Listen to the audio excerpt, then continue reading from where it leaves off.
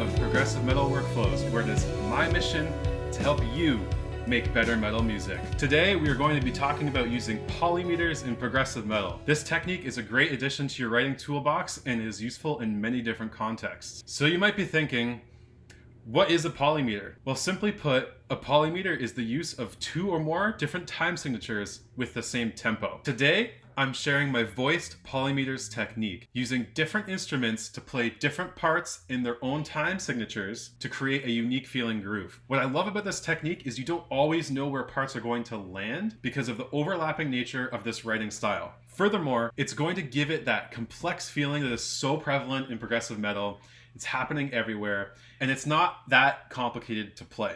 To keep things simple, we'll be following this 3-step process to build a voice polymeter groove for your song. So in step 1 and 2, we're going to set up our voices. In step 1, we pick our first time signature and one instrument to play in that time signature. In step 2, we're going to pick our second time signature and another instrument to play in that time signature, usually best on drums. And then in step 3, we're going to use other instruments to support the groove that we built in step 1 and 2. Let's hop into Guitar Pro to see how I used these 3 simple steps to make my own voiced polymeter groove. So in step 1, we're going to write our first voice in our first time signature. So I decided to use 7/8 and I wanted to play 7/8 on the guitar. I decided to keep my riff super simple. It follows the exact same picking pattern for each chord, and the chords aren't too complicated. So this chord and this chord right here, they're pretty similar. There's just changing one note, and we have a couple of passing chords right here. This whole progression is repeated once, and then we also have this B side to the progression, which just adds a little more suspense and makes the turnaround on the riff sound even better. I really love using an odd time signature for the first voice, because when you add that second voice, it kind of creates this interplay between the two different time signatures and creates a really unique progressive feel. But you can use any time signature that you want for your first voice and play around with the results, because you can come up with a lot of really cool things this way. So now let's just take a quick listen to the first voice in isolation.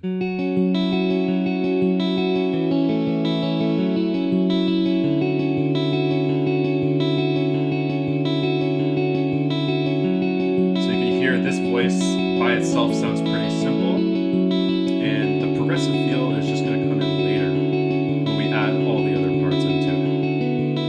So for step 2, we're writing our second voice in a different time signature. So I decided to use 4/4, and I wanted to do that on the drums. It does say 7/8 here, but that's because I wanted to keep the 7/8 context while I'm writing the rest of the other parts. It might seem a little bit weird to see a drum beat that's actually 4/4 written in 7/8, but it's not too difficult to do. So the key to writing a drum beat on top of a 7/8 time signature is just a little bit of counting. So normally you would write a crash on beat 1 and then count 1, 2, 3, 4 16th notes for your first ride, count 1, 2, 3, 4 16th notes for your next ride, 1, 2, 3, 4 next ride, 1, 2, 3, 4 next ride, and so on.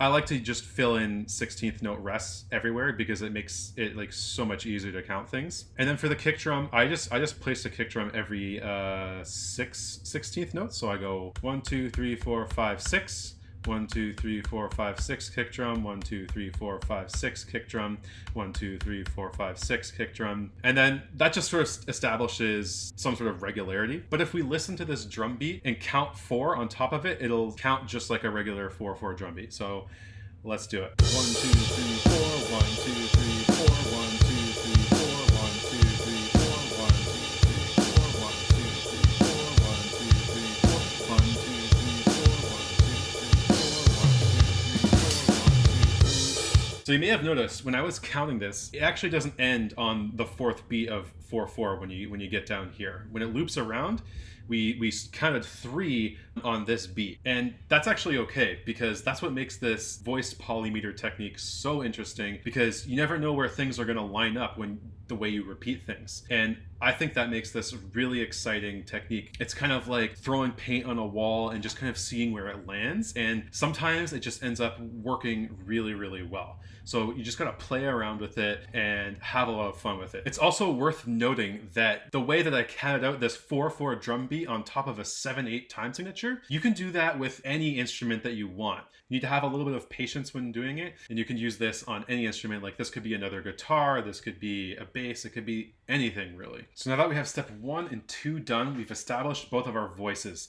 Let's take a quick listen to how they sound together. So we have the guitar playing in 7/8, and we have the drums playing in 4/4, and it's creating kind of an unpredictable nature of the way like the snares and the kicks land in relation to the guitar riff. Now that we've established our voiced polymetric groove, we can move on to step 3, which is add other instruments to support the groove. This is really your chance to get creative and play around with different ways to make that groove that you established extra interesting and add your own artistic flair. Personally, I like to keep things really simple in step 3, only adding a few instruments to really support the groove that we established in steps 1 and 2.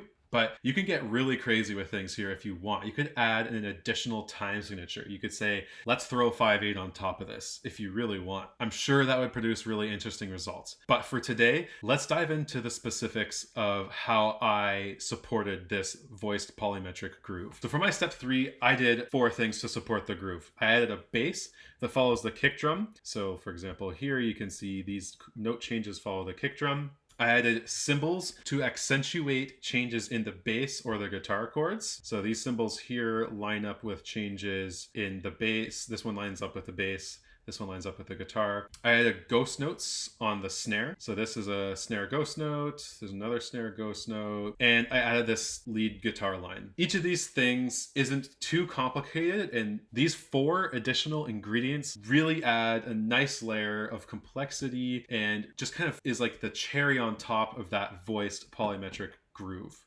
So let's just listen to how everything sounds all together in Guitar Pro.